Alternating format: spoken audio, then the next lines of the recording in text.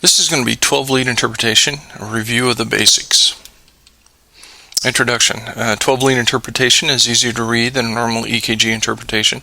The techniques used are performed in steps, and you can interpret a 12-lead EKG in 60 seconds or less.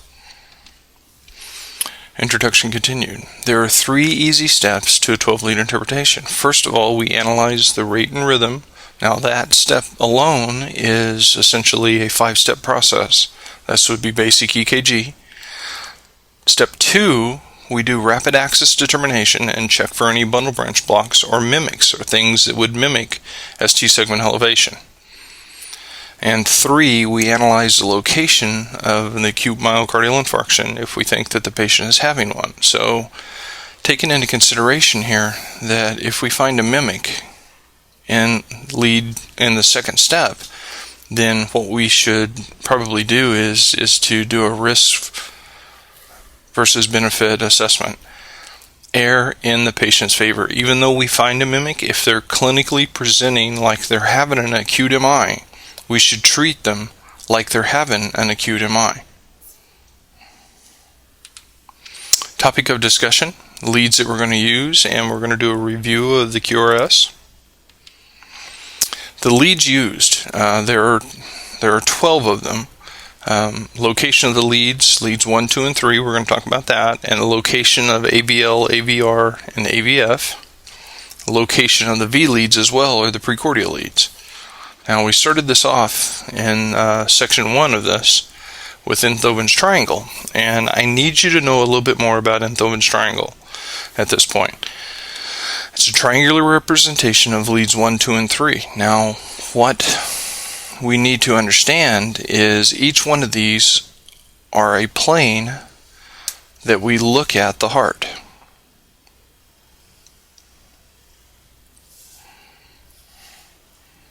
All of these 3 lines intersect.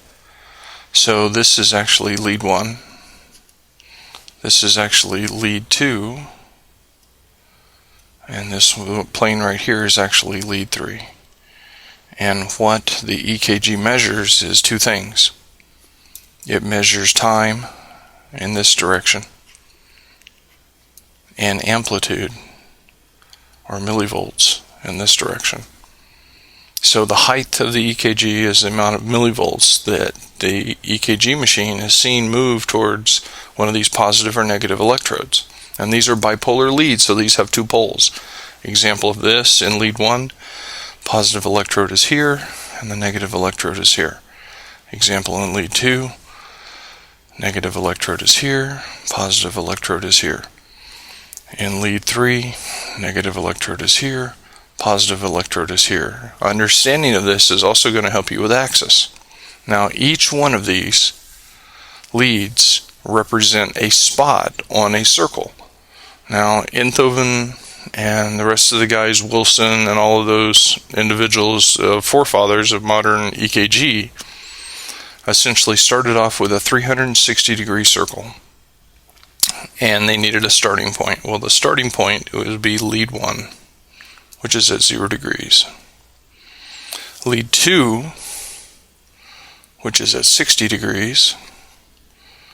And if we do this, there's 360 degrees in a circle.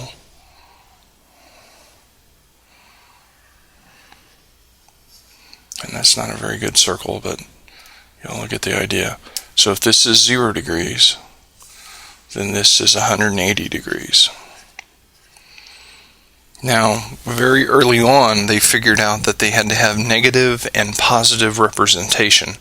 So what they did on the computer software was they identified this line, or lead 1's plane. Anything above it would be negative numbering. Anything below it would be positive numbering. So now, whenever we look at a 12 lead, this entire area is 0 to 180 degrees positive, and this entire area is 0 to 180 degrees negative. I'm going to clear this off here really quick. Alright, so it needs to make sense at this point where I'm coming up. with these numbers.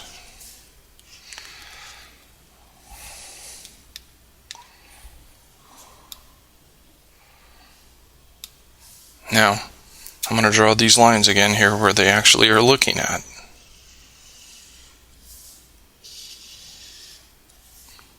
Negative, negative, negative, positive, positive electrode, positive electrode. 0 degrees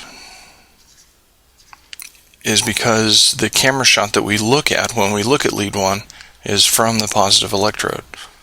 So it's looking at the heart and taking a camera shot of the electrical activity from this direction.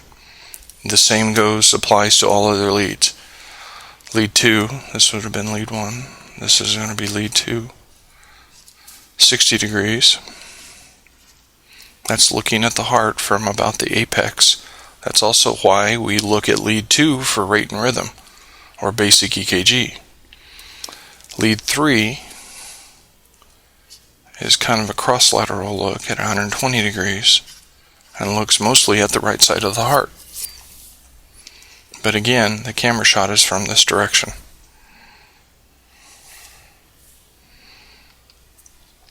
This is what is considered a hexaxial reference, and this shows all of our leads, including the augmented voltage leads on it. So the question again at this point is, do you understand where I'm coming up with these numbers? This is lead 1. This is lead 2. This is lead 3. 0, 60 degrees, and 120 degrees positive. We also have the augmented voltage leads. Now, from the first slide set that we talked about, the augmented voltage leads was amplified, and it looks off of the center terminal technique, where all these lines intersect. The machine places essentially a ground, and it's looking at various zones. So, first zone we're going to talk about here is AVL, which is looking at the heart from a high lateral position at negative 30 degrees. Next zone is AVR.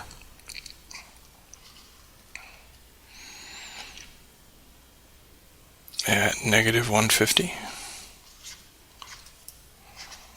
Positive electrodes, again, this is looking from a positive electrode perspective. And last but not least, augmented voltage front at positive 90 degrees. So again, you need to understand where I'm coming up with this number set. Augmented voltage leads uses a center ground and is computer assisted to come up with specific zones. Again, augmented voltage left, negative 30. Augmented voltage right, negative 150. And augmented voltage front, positive 90 degrees. These are augmented. You do not have physical leads for these. These are figured by the computer.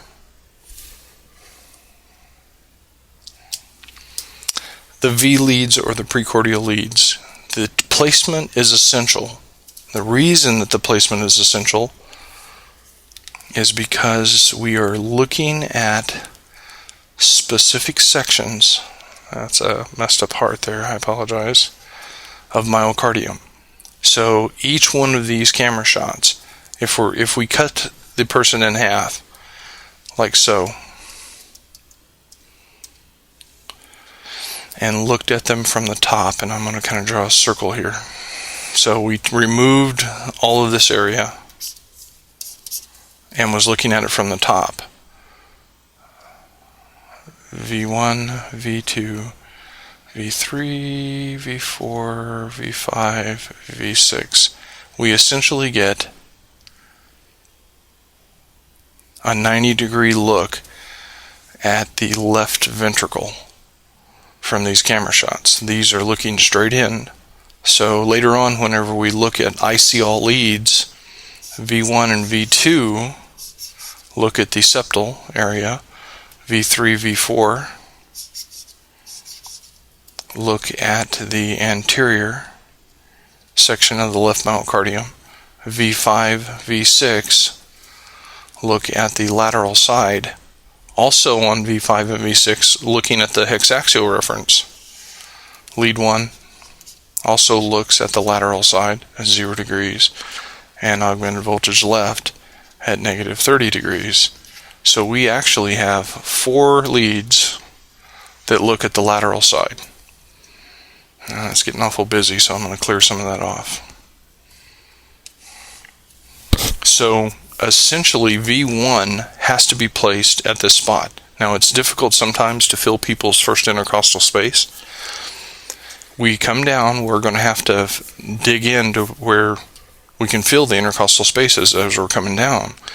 V1's lead placement is at the 4th intercostal space on the right sternal border, right here.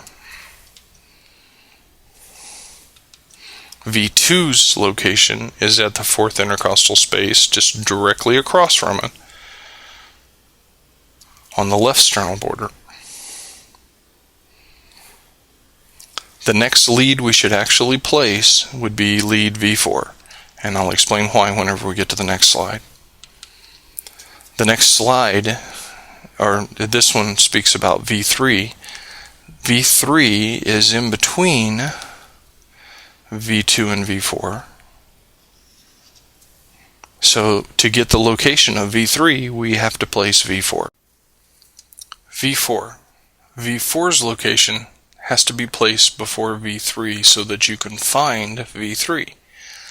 V4 is at the 5th intercostal space, midclavicular line. And how you would find that is divide up where the clavicle is and about mid. This is going to be right at about the section of where the nipple should be. 5th intercostal space. And then we can place V3. V5, same thing applies to V5. V5 is in between V4 and V6. So we're going to have to place V6 to find out where V5 is. And we just essentially draw about a straight line between them and place V5. V6, 5th intercostal space on the mid-axillary line. So this is halfway in between the axilla, or the armpit, whenever we're placing this. And this has to be placed on the 5th intercostal space. This also allows us to place V5 because V5 is in between V4 and V6. So from V1 to V6, we should have a 90-degree viewpoint of the heart. V4R. Now, on the previous slides, we were talking about how we normally set up a 12 lead. Well, the 12 lead pretty much looks at the left side of the heart. So if we thought that a person had a right coronary artery occlusion, then to get a look at the right side of the heart, we would have to place right-sided leads. So the 12 lead is set up to do this. The precordial leads uses a center ground off of where your hexaxial reference is. So these are one-camera shots, positive electrode viewpoints from where you place the leads. So if we're wanting to look at the right side,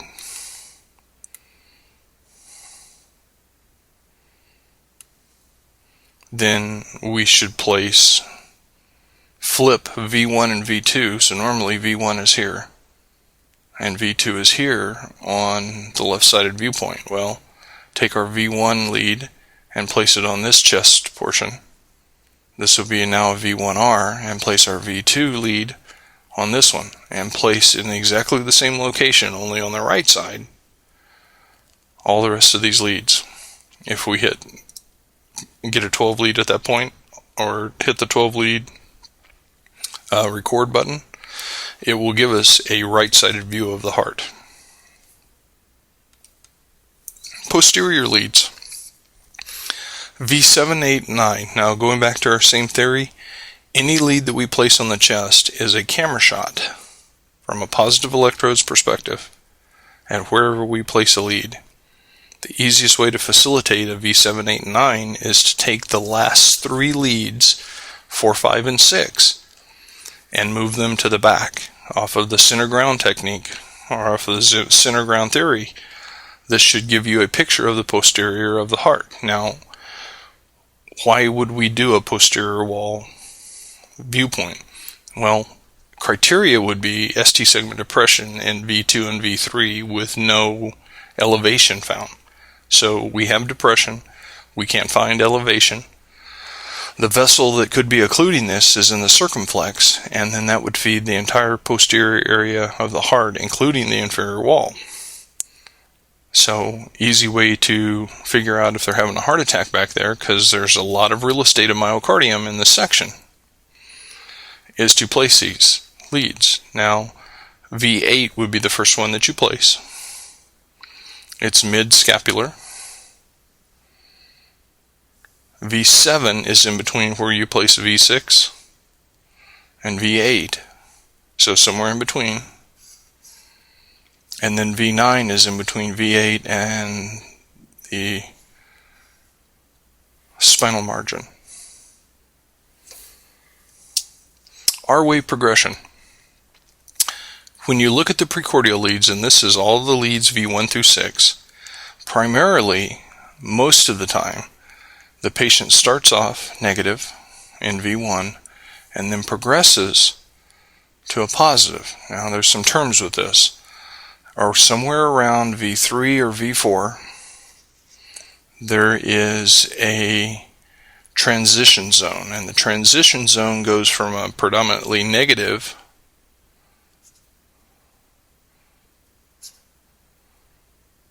to a predominantly positive.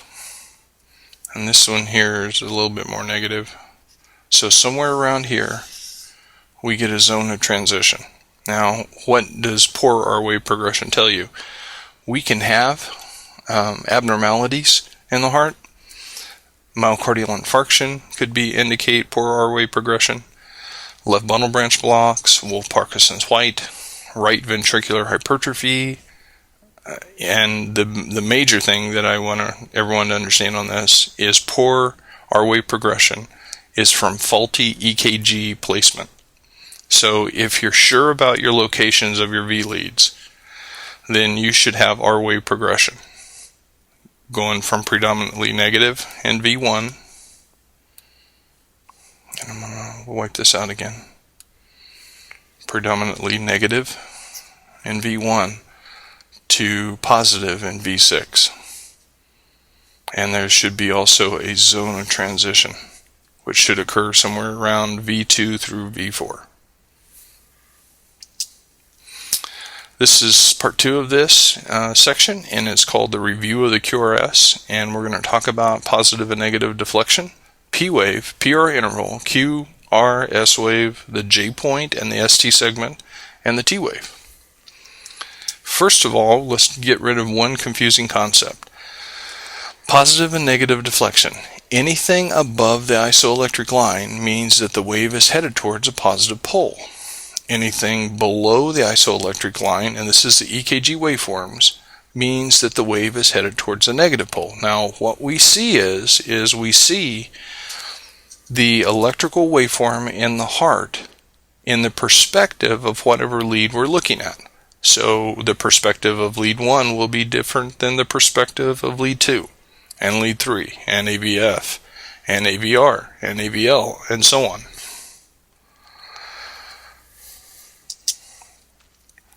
Positive and negative deflection. So if we see an electrical waveform above the isoelectric line, that means that it is headed towards a positive electrode in whatever camera shot that we're looking at. And then we have to take into perspective what camera shot we are looking at. An example of this, so we're going to use lead 2 in these next examples, but we could look at things from V1, V6 perspective, V4 perspective, augmented voltage right perspective. If it's below the isoelectric line, it means that it's headed towards a negative electrode. Now, the vice versa is true on these as well. So really, we could add this definition in there. If it's above the isoelectric line, the waveform, it was headed towards a positive electrode or away from a negative electrode. And if it's below the isoelectric line, it was headed towards a negative electrode or away from a positive electrode. The P wave. The P wave identifies atrial depolarization.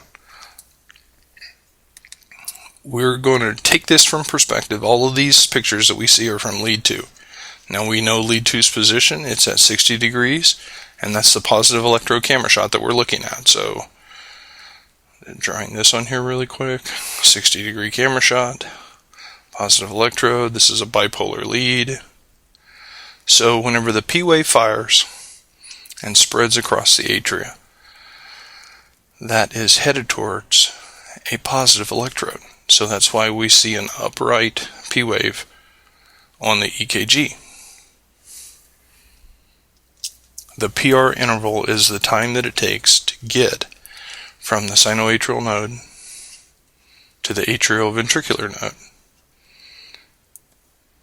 We are still looking at a 60 degree camera shot perspective, or lead 2, from the positive electrode viewpoint.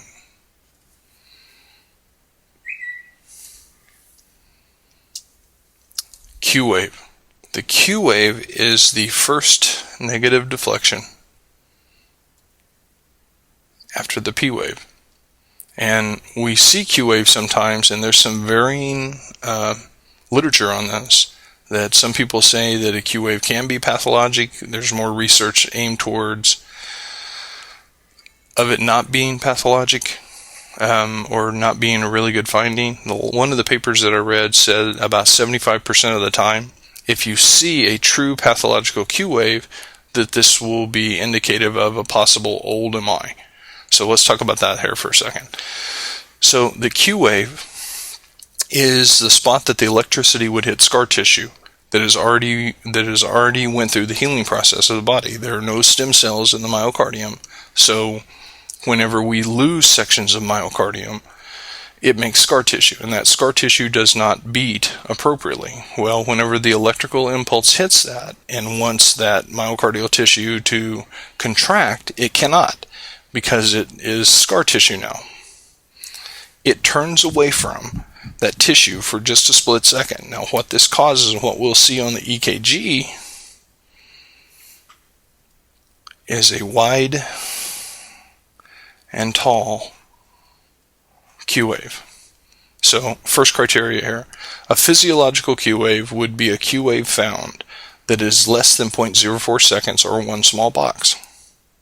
A pathological Q wave, and this might be indicative of an old MI, is greater than 0.04 seconds. Also, whenever we look at that, it needs to be 25% or more in height of the partnering R wave, and that's this guy right here. So this Q wave needs to be 25% of this R wave and greater than 0.04 seconds in width. And that might suggest that your patient has had an old MI.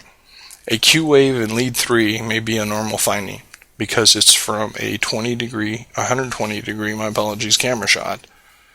Lead 3 would be looking like this, 120 degrees. We might actually see electricity move towards a negative electrode and could cause a presentation on the EKG like this. The R wave, the first positive deflection after the P wave. P, Q, this is the R wave. Still, we're looking at a lead 2 perspective, 60 degree camera shot. Positive electrode here, negative electrode here. The electricity has now hit the AV node, has went into the left and right bundle branches, and is still maintaining a path towards the apex. So the peak of the R wave and the movement of electricity to the apex of the heart is the same. The S wave, the return to the isoelectric line. Still looking at a 60-degree camera shot. Positive electrode, this is lead 2, perspective. Once we hit the apex, and that was the R wave, the turning into the Purkinje system back towards the negative electrode is what gives us the S wave. This spot in time here. The J point. The J point is the return to the isoelectric line from the S wave. It lies between the S and T segments. Now, what the J point gives us is the ability to identify where the isoelectric line is. It also gives us the ability to identify if the ST segment is elevated or depressed. And that's going to be very important here in the next few slides. So the easiest way to find the J point, if you have not got your eyes trained, is to take a pen and draw through the isoelectric line at the spot that the S wave has returned to the isoelectric line. That is the J point. Now, very simply, before we even get into ST segment elevation and depression, if this ST segment is 1 millimeter above the isoelectric line, it's significant. If it's 1 millimeter below the isoelectric line, that is significant as well. It helps us identify ST segment elevation and depression.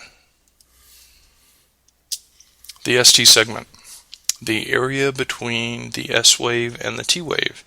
And very simply, we identify this segment of where the J point is and where the T wave begins.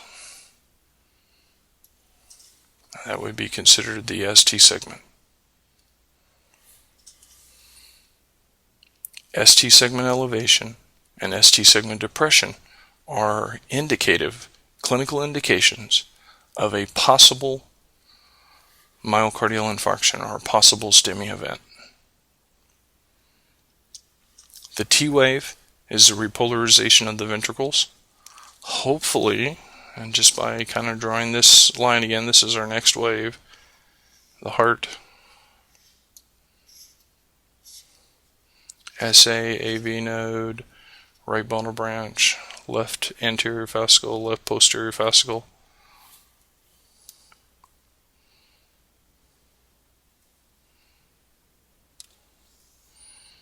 A 60-degree camera shot, positive electrode, lead 2. The repolarization wave.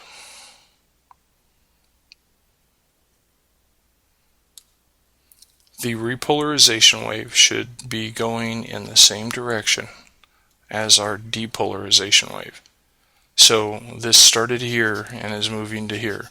Well, that's towards a positive electrode, so we should see an upright T wave. If we see an inverted T wave, it is indicative that things are backwards. It is also indicative of them having a possible ischemic event. It's our first glimpse at the pathology of a developing STEMI event. ST segment elevation. Whenever we see on the EKG ST segment elevation, it is a transmural event. Even 1 millimeter of ST segment elevation is significant. What a transmural event means is it is full thickness of the heart. Now, why this is presenting with ST segment elevation? What we are looking at is electrical movement at the point that the cells in that myocardium go into an anaerobic state of metabolism. The electrical amplitude is changed. This increases the baseline or the voltage of the entire ST segment. So in all actuality, the ST segment, from the computer's perspective, is 0 millivolts, which was the isoelectric line. Due to the way that this is depolarizing and presenting and repolarizing, the EKG makes it appear as if whenever it's transmural that it is ST segment elevation, or the ST segment is elevated. It's the repolarization that we still see electricity kind of holding there. ST segment depression, non-transmural event. So if we see a partial wall thickness MI, an example of this right here, we still see electricity traveling around it, but if we're looking from this camera shot, what we're going to see is ST segment depression. Example of this, the J point is right here, so all of this is ST segment depression. This, in effect, elevates the baseline voltage, and the ST segment appears to be depressed relative to the baseline. So again, quick review. ST segment elevation is a transmural event. ST segment depression is a partial wall thickness event. Reading a 12 lead. There are 12 pictures taken from the heart. Every time a 12 lead is taken, you need to look at the 12 lead at the perspective of the camera shot that you're looking at. When we look at an EKG, or when we look at a 12 lead, we pick out only one complex in every one of those leads and say, you represent that picture, or you represent that section. Only one complex. Example of this is we look all across this entire 12 lead and we pick out one example. Preferably, I would like to stick with the same complex. And we are looking for ST segment elevation or depression and some other things as well as we go along.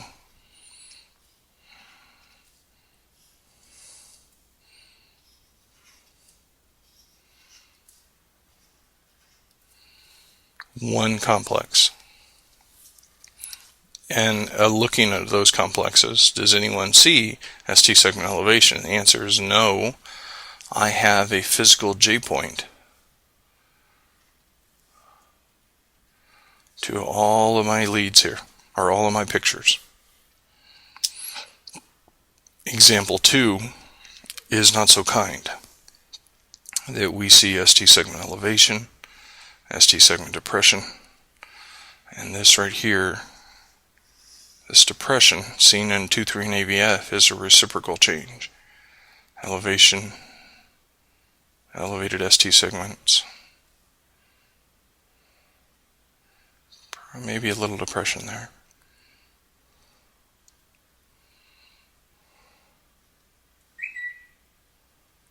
So I will assure you, in the next slide set, we're going to learn how to identify these, but this person is having an acute myocardial infarction. So what do you need to know by this point? You need to understand the waves, the P, the Q, the R, the S, the T wave. You need to be able to identify the J point and be able to identify the ST segment. The ST segment elevation tells us where the location of the heart is injured, and that would be under a transmural event. The ST segment depression may tell us the location of a non-transmural event, or it may give us the reverse camera shot of a much larger injury, and this would be a reciprocal change, and we'll talk about that in the next slide set. One complex is picked out for every section of the 12 lead, and that one complex represents that section. References for this were taken from Professional Paramedic Volume 2, Medical Emergencies, Maternal Health and Pediatrics of Delmar Learning, and Green's 12-Lead EKG Confidence, 2nd edition. Q-Wave information was taken from General Practice Notes on the following webpage. Graphics were taken from various web pages as well. If you have any questions concerning this slide set, please feel free to give me a call. My name is Roy Smith, smithr@SamaritanEMSOK.com, or 405-492-8243. Thank you.